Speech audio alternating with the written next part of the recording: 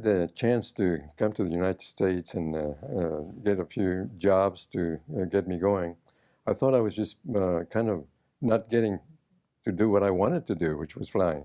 So someone recommended that I enlist in the Air Force. Well, to me, I thought when they let me, I still felt that I wasn't qualified. I didn't speak English very well, and that. But I went, and the recruiter, the sergeant that was in the office said, "Well, you have to take a test." And I came back the following weekend to test. I didn't think I could pass it, but I figured, well, at least I'll know what is required.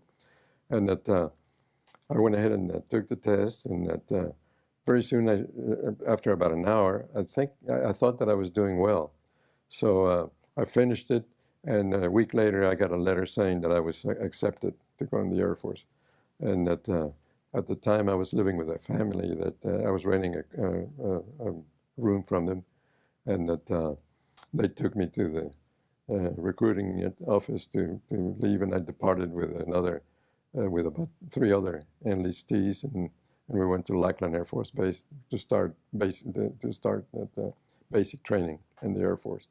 I was scared again, but I did it, and probably one of the best things that I did.